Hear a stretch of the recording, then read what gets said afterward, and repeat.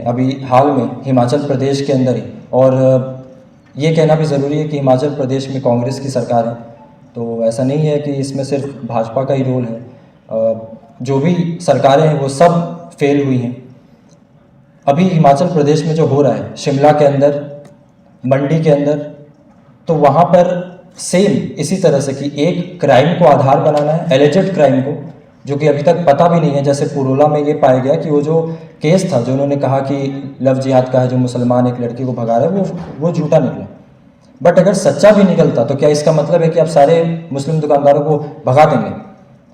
उसके बाद अभी हम देख रहे हैं कि शिमला के अंदर, मंडी के अंदर, हिमाचल प्रदेश में सेम यही पैटर्न है कि एक क्राइम को आधार बनाकर, चूंकि वो क्राइम करने वाला एलिजिडली एक मुसलमान है, तो हम सारे मुसलमानों को भगाएंगे।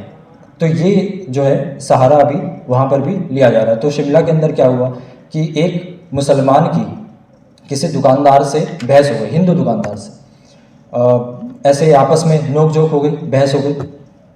तो उस दुकानदार ने फिर जो हिंदू संगठन है उन लोगों को बताया कि इससे लड़ाई हो गई है। तो उन लोगों ने उसको इतना बड़ा मुद्दा बना दिया कि वो मुद्दा वहाँ से अब मस्जिद तक पहुँच गया। उन्होंने कहा कि एक जो मस्जिद है वो इलीगल है, उसके खिलाफ हम प्रोटेस्ट करेंगे। और वो मुद्दा अब इतना बड़ा बन गया है कि जो पटरी वाले हैं, रेहड़ी वाले, जो भी मुसलमान हैं, तो वो सब कम से कम पिछले 10 दिनों से उनका काम बंद है शिमला के अंदर, संजौली में। तो कोई भी मुसलमान आपको, पटरी वाला, कोई भी रेहड़ी वाला, ठेले वाला आपको नहीं मिलेगा। क्यों? क्योंकि एक मुसलमान की किसी हिंदू दुकानदार से लड़ाई हो गई थी। ये कारण है कि आप लोग इतने देर से यहाँ पर बैठे हुए हैं। मैंने उम्मीद नहीं की थी कि ऐसे डिस्कशन में इतने सारे लोग आएंगे, तो बहुत बहुत शुक्रिया। मुझे यहाँ पर सोशल और इकोनॉमिक बॉयकॉट के बारे में बोलने के लिए बुलाया गया है। तो मैं अपनी रिपोर्टिंग के आधार पर आपको ये बताऊंगा कि किस तरह से ज़मीन पर प्रैक्टिकली सोशल और इकोनॉमिक बॉयकॉट मुसलमानों का किया जाता है।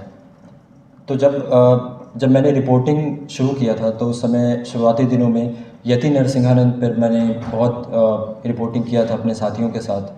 तो उनके जो एक कैंपेन होते थे, उसका एक बहुत इम्पॉर्टेंट एस्पेक्ट होता था इकोनॉमिक बॉयकॉट ऑफ मुस्लिम्स। तो उस समय कहा करता था कि आपके घर में कोई भी कारपेंटर आए, कोई भी पेंटर आए, कोई भी प्लम्बर आए, इलेक्ट्रीशियन आए, तो आप पता करिए कि वो मुसलमान तो नहीं है। और उस समय वो कहा करता था कि हमें हिंदू नाई, हिंदू प्लम्बर, हिंदू इलेक्ट्रीशियन तैयार करने। एक तो पता नहीं लोग कौन से देश में रहते हैं जहाँ पे कोई हिंदू नाई नहीं मिलता इनको, कोई हिंदू प्लम्बर नहीं मिलता इनको। तो उस समय वो ये बात कहा करता था। उसके बाद पिछले कुछ महीनों में जो मैंने अपने रिपोर्टिंग के दौरान देखा, महसूस किया, उसके बाद मैं अब आपको ये बताऊंगा कि किस तरह से वो ज़मीन पर प्रैक्टिकली उसको लागू किया जाता है। पिछले साल पुरोला में, उत्तराखंड में एक जगह है पुरोला, तो वहाँ पर हिंदुत्व संगठनों ने एक मुद्दा उठाया लव जिहाद का, एलिजेड लव जिहाद का। कहा कि एक मुसलमान है तो वो एक माइनर लड़की को भगाकर लेकर जा रहा था। ठीक है, अगर ऐसा हुआ भी है, पहली बात, अगर ऐसा हुआ भी है तो ये कानून का मसला है। अगर कोई मुसलमान या हिंदू अगर इस तरह का कोई क्राइम करता है तो पुलिस अपना काम करेगी। लेकिन उसके आधार पर उन्होंने कहा कि चूँकि ये एक मुसलमान था जो कि एक लड़की को एलिजिडली भगाकर लेकर जा रहा था, तो इसलिए जितने भी मुसलमान दुकानदार हैं हम उनको पुरोला से भगाएंगे। और 20 से ज़्यादा मुसलमान दुकानदारों को उन्होंने पुरोला से भगा दिया, वहाँ से वो चले गए, जो भी बाहरी मुसलमान थे, उत्तर प्रदेश के थे ज़्यादातर। तो उसके बाद 1 साल बाद हम देखते हैं कि नाहन हिमाचल प्रदेश में एक जगह है, शहर है, नाहन में देखते हैं हम कि सेम चीज़ वहाँ पर भी होती है। नाहन में ऐसा कहा गया, आप सबने सुना होगा कि एक व्हाट्सएप स्टेटस एक जावेद नामक व्यक्ति का वायरल हुआ। शायद आप में से बहुत सारे लोगों ने देखा होगा कि ऐसा कहा गया कि उसने गाय काटी है। ये व्हाट्सएप स्टेटस उसका वायरल हुआ। अब उसने क्या काटा है, क्या नहीं काटा, ये उस समय तो जाहिर नहीं होता, ये तो जांच का विषय है। लेकिन उसको एक दिन में इतना वायरल किया गया कि जावेद ने गाय काटी है, जावेद ने गाय काटी है, कि उसके बाद 20 से ज़्यादा दुकानदारों को, नाहन से मुस्लिम दुकानदारों को टारगेट करके भगा दिया गया। वो आज तक नहीं आ पाए हैं, 2 महीने हो गए। वो सब अपना सारा सामान लेकर चले गए और उनकी दुकानों को लूट भी लिया गया। तो जो भी सामान बचा वो सब वो बचा कुचा लेकर वहाँ से चले गए। उसके बाद अभी हम देख रहे हैं अभी हाल में हिमाचल प्रदेश के अंदर ही, और ये कहना भी ज़रूरी है कि हिमाचल प्रदेश में कांग्रेस की सरकार है, तो ऐसा नहीं है कि इसमें सिर्फ भाजपा का ही रोल है। जो भी सरकारें हैं वो सब फेल हुई हैं। अभी हिमाचल प्रदेश में जो हो रहा है, शिमला के अंदर, मंडी के अंदर, तो वहाँ पर सेम इसी तरह से कि एक क्राइम को आधार बनाना है, एलिजेड क्राइम को, जो कि अभी तक पता भी नहीं है। जैसे पुरोला में ये पाया गया कि वो जो केस था जो उन्होंने कहा कि लव जिहाद का है, जो मुसलमान एक लड़की को भगा रहे हैं, वो झूठा निकला। बट अगर सच्चा भी निकलता तो क्या इसका मतलब है कि आप सारे मुस्लिम दुकानदारों को भगा देंगे? उसके बाद अभी हम देख रहे हैं कि शिमला के अंदर, मंडी के अंदर, हिमाचल प्रदेश में सेम यही पैटर्न है कि एक क्राइम को आधार बनाकर, चूंकि वो क्राइम करने वाला एलिजिडली एक मुसलमान है, तो हम सारे मुसलमानों को भगाएंगे। तो ये जो है सहारा अभी वहाँ पर भी लिया जा रहा है। तो शिमला के अंदर क्या हुआ कि एक मुसलमान की किसी दुकानदार से बहस हो गई, हिंदू दुकानदार से, ऐसे आपस में नोक झोंक हो गई, बहस हो गई। तो उस दुकानदार ने फिर जो हिंदू संगठन है उन लोगों को बताया कि इससे लड़ाई हो गई है।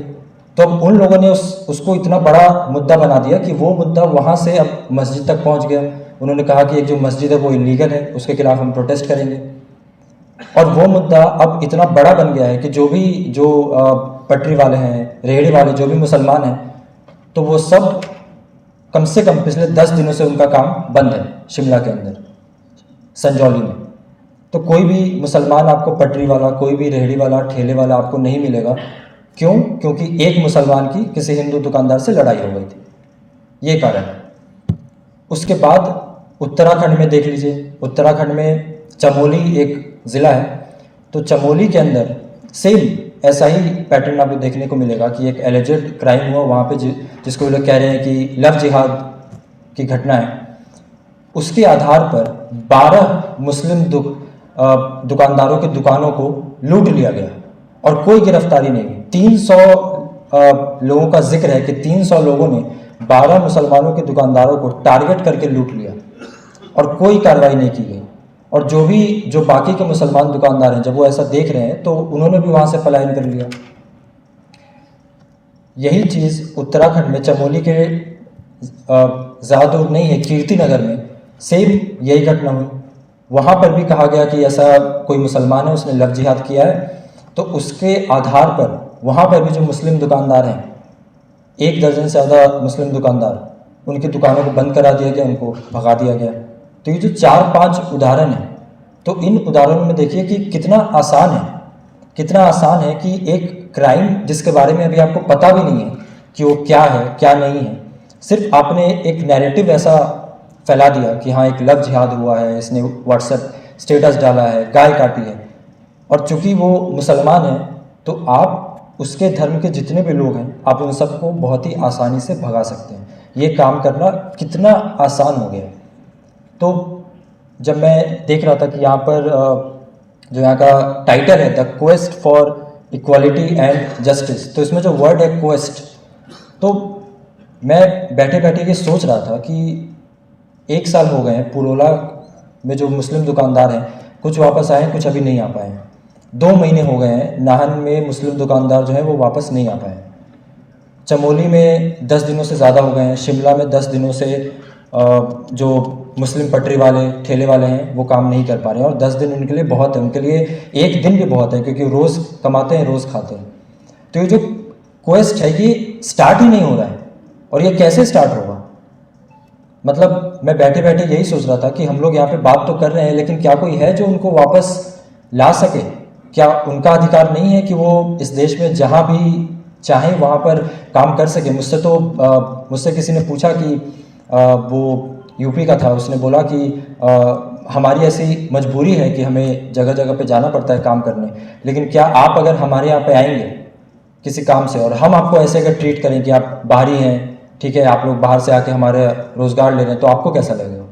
तो ये जो quest for equality and justice है वो तो उनके लिए शुरू ही नहीं हो रहा है, तो फिर कैसे होगा? और उसके बाद ये जो 4-5 उदाहरण हैं, तो उससे हमें ये समझ में आया कि कैसे ज़मीन पर होता है। अब दूसरा जो मेरा पॉइंट है कि इसका मोटिव क्या है, इसका मकसद क्या है, कि क्या इसका मकसद है मुसलमानों का संपूर्ण बहिष्कार।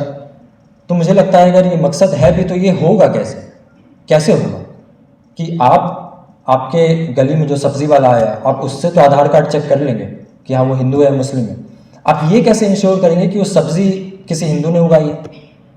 ये कैसे कैसे मुमकिन होगा कि या तो आप ऐसा कानून ले आए कि किसान जो है जब बैंगन उगाए तो अगर मुसलमान है तो उस पर टोपी पहना दे, हिंदू है तो उस पर टीका लगा दे, तो आप सिर्फ टीका लगा हुआ बैंगन खाइएगा, टोपी वाला नहीं खाइएगा। तो ये इंश्योर कैसे होगा? और मुझे ऐसा लगता भी नहीं है कि उनका जो मकसद है, हो सकता है बीएचपी और उन लोगों की एक आइडियोलॉजी होगी, लेकिन उनका ऐसा मकसद भी नहीं है कि एक संपूर्ण बहिष्कार हो। मुझे ऐसा लगता है कि उनका मकसद क्या है जब वो इतनी आसानी से 10 से 15 मुस्लिम दुकानदारों को भगा देते हैं, इतनी आसानी से इतना बड़ा क्राइम कर देते हैं और उनको कुछ नहीं होता है, कोई गिरफ्तारी नहीं हुई। जितने भी मैंने आपको 4-5 केसेस गिनाए हैं उसमें कोई गिरफ्तारी नहीं हुई, चाहे हिमाचल में कांग्रेस की सरकार हो, चाहे उत्तराखंड में बीजेपी की सरकार हो, कहीं कोई गिरफ्तारी नहीं हुई, कोई प्रोटेक्शन नहीं दिया गया है। सरकार की तरफ से ये कोशिश भी नहीं की गई कि ये इंश्योर किया जाए कि वो वापस आ जाए। तो जब इतनी आसानी से ये किया जाता है तो इसका मकसद क्या है?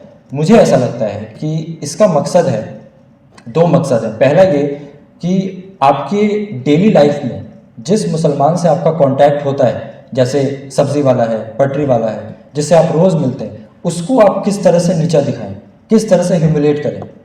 मतलब ये इस दौर में ये सबसे आसान काम है। आपको कुछ नहीं होगा, आपको सिर्फ इस समय एक भगवा गमछा डालना है, फेसबुक, इंस्टाग्राम, ट्विटर, आप जहाँ पे भी हैं, फ़ोन खोलना है, लाइव रिकॉर्डिंग करना है। आप चले रहिए कहीं पे भी लाइव रिकॉर्डिंग करके, और जो भी ठेले वाले हैं आप उससे पूछना शुरू कर दीजिए कि आधार कार्ड दिखाओ अपना। और अगर मुसलमान है तो आप बोलिए कह रहे तो बांग्लादेशी है, रोहिंग्या है, भाग जाए ऐसे, 2-4 उसको थप्पड़ भी मार दीजिए। सबसे आसान काम है, कोई कुछ नहीं करेगा, कोई पुलिस आपको कुछ नहीं बोलेगी, कोई भी सरकार चाहे किसी भी पार्टी की कोई कुछ नहीं करेगी आपको। ये सबसे आसान काम है इस समय मुसलमान को ह्यूमिलेट करना, और मुझे ऐसा लगता है कि उनका एक मकसद यही है। दूसरा मकसद उनका क्या है जो मुझे लगता है, जैसा मैंने जिक्र किया कि नाहन में जो हुआ, तो मुझे 2-3 दिन पहले उसका फ़ोन आया, नाहन में जो जिसने ये पूरा कैंपेन जो लीड किया था 20 से ज़्यादा मुस्लिम दुकानदारों को भगाने का, तो मुझे उसने 2 दिन पहले कॉल किया और बोला कि कौशिक भाई आपने मेरा उस समय इंटरव्यू किया था, तो अभी शिमला में जो हो रहा है, जो ये बीएचपी कर रही है मस्जिद के खिलाफ, तो ये लोग मेरे कैंपेन को हाईजैक कर रहे हैं। तो आप ऐसे दिखाइए कि मैंने शुरू किया था नाहन में, मैंने शुरू किया था, और आप इस तरह से दिखाइए कि बीएचपी ने हाईजैक कर लिया।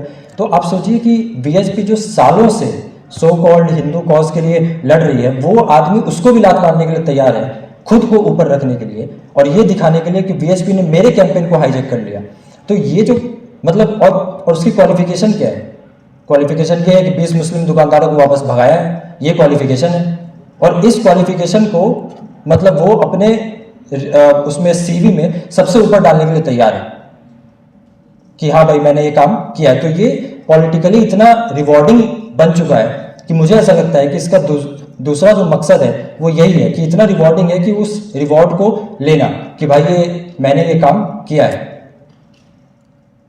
तो यहाँ पर और भी लोग इस बारे में बात करेंगे कि हम कैसे इसके सॉल्यूशन पे जाए। मैं पत्रकार होने के नाते मैंने आपको वो बताया जो मैंने देखा, जिस पे मैंने रिपोर्टिंग की। अब इसके बाद के जो लोग हैं वो आपको ये बता सकते हैं कि कैसे हम इसके सॉल्यूशन पे जाएंगे। बहुत बहुत शुक्रिया।